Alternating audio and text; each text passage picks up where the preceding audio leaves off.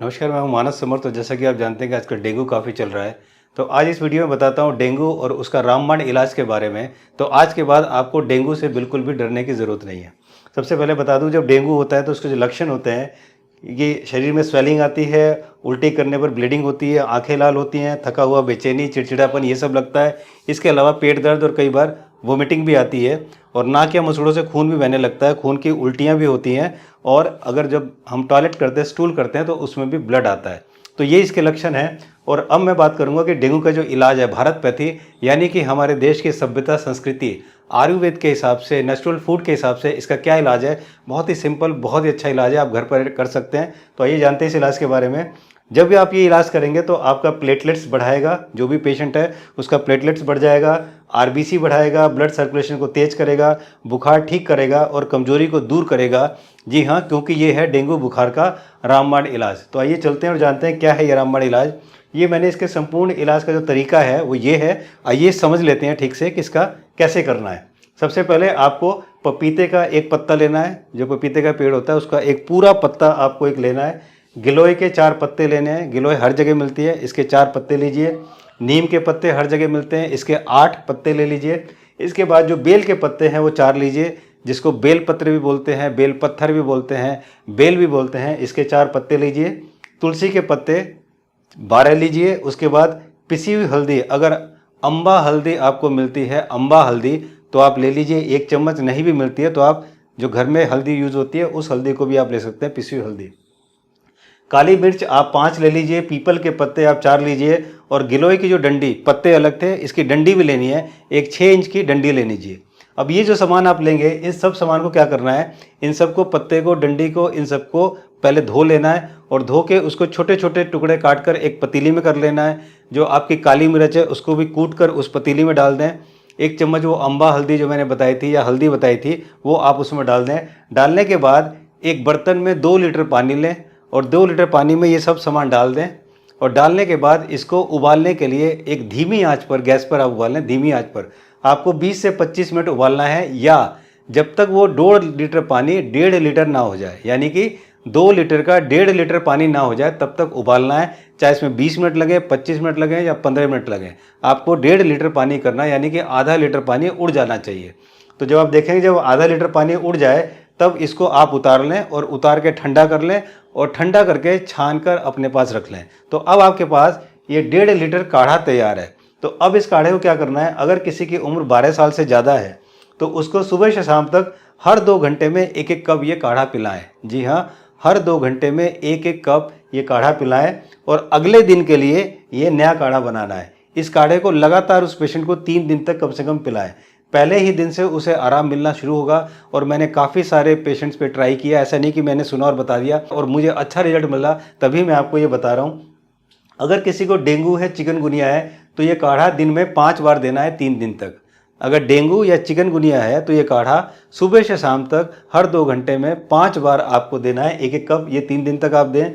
और अगर viral fever है, मलेरिया है, तो ये काढ़ा 2 बार सुबह शाम आप दे सकते हैं, वो भी 3 दिन तक। तो अगर आप इसमें ऐसा करेंगे तो बहुत जल्दी आराम होगा। और मैंने देखा जिसके प्लेटलेट्स 30,000 तक थे, उसको ये काढ़ा पीने के बाद एक ही दिन में वो 70-80,000 तक, 1 लाख तक पहुंच गए। तो बड़ी जल्दी ये असर करता है ये काढ़ा, आप इसको आजमाइए। और मेरी आपसे रिक्वेस्ट है कि इस वीडियो को हर एक के पास जरूर पहुँचाएँ, ताकि अगर किसी को ये परेशानी, क्योंकि डेंगू से भी बहुत लोग मर जाते हैं, तो अगर ये उसे परेशानी हो तो इस काढ़े को इलाज करके वो बिल्कुल ठीक हो सकता है। तो ये जो काढ़ा मैंने बताया है डेंगू का जो रामबाण इलाज है, ये काढ़ा बताया है वैद्य चिरंजी लाल जी ने, जो कि सोनीपत हरियाणा से हैं। जी हाँ, चिरंजी लाल जी के इस काढ़े से हजारों लाखों लोगों ने फायदा उठाया है। तो इसलिए ये काढ़ा आप सबको जरूर बताएं, ताकि जिसको भी दिक्कत हो आराम से बिना पैसे खर्च किए इस बीमारी से छुटकारा पा सकता है। और यहाँ पर मैं अपनी और अपनी टीम की तरफ से वैद्य चिरंजी लाल जी का बहुत बहुत धन्यवाद अदा करना चाहूँगा कि चिरंजी लाल जी ने भारत पैथी यानी कि हमारे देश की सभ्यता संस्कृति के अनुसार एक ये ऐसा काढ़ा बनाया है, ऐसा काढ़ा लोगों को बताया है जिससे डेंगू मरीज बहुत आसानी से ठीक हो रहे हैं। और यहाँ पर मैं ये बताना चाहूँगा कि भारत पैथी से यानी कि हमारे देश की पैथी से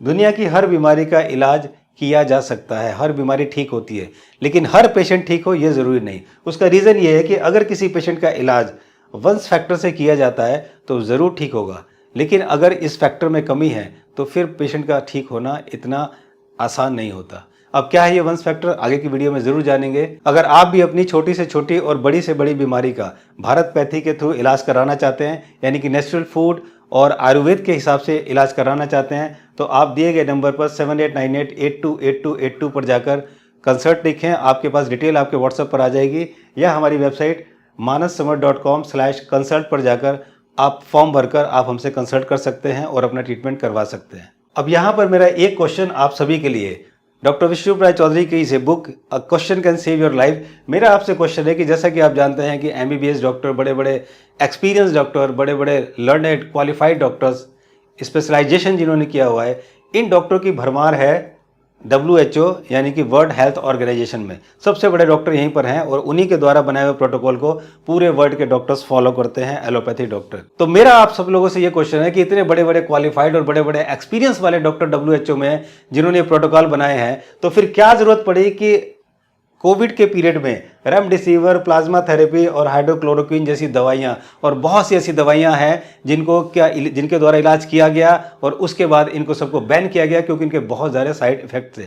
तो मेरा आपसे क्वेश्चन है कि फिर क्या फ़ायदा ऐसी पढ़ाई लिखाई का, क्या फ़ायदा इतनी बड़ी डिग्रियां लेने का, और क्या फ़ायदा इतना एक्सपीरियंस लेने का जिनको यही नहीं पता कि कौन सी दवाई कब सूट करेगी और कब इसको बैन करना है। अगर आप लिस्ट में जाकर देखेंगे तो बहुत सी दवाइयां आज से नहीं, सौयों साल से बहुत सी दवाइयां ऐसी हैं जो कि बहुत ही फेमस हुई। अगर आप जॉनसन एंड जॉनसन का बेबी पाउडर का एग्जाम्पल लें, वो भी देखिए कि उससे कैंसर हुआ और हज़ारों करोड़ ने जुर्माना देना पड़ा और आज उन्हें वो इसको बंद करना पड़ा। ऐसे बहुत सी दवाइयां हैं जिनको बंद करना पड़ा, जो बैन करना पड़ा। तो क्या फ़ायदा ऐसी डिग्रियों का, क्या फ़ायदा ऐसी पढ़ाइयों लिखाइयों का, और क्या फ़ायदा ऐसे एक्सपीरियंस का जिनको ये सब नहीं पता। लेकिन दूसरी तरफ हमारे भारत पैथी यानी कि हमारा आयुर्वेद, अगर हम आयुर्वेद की बात करते हैं तो हमारे आयुर्वेद का त्रिफला जो कि हज़ारों साल से है, आज तक इसको बैन करने की जरूरत नहीं पड़ी, आज तक इसका कोई साइड इफेक्ट नहीं है। केवल यही नहीं, हज़ारों दवाइयां आयुर्वेद की हैं जिनके कोई साइड इफेक्ट नहीं है, जो जिनको आज तक कभी बैन नहीं किया गया। तो अब अगर हम ये बात करें कि वर्ल्ड का ओल्डेस्ट मेडिकल सिस्टम क्या है,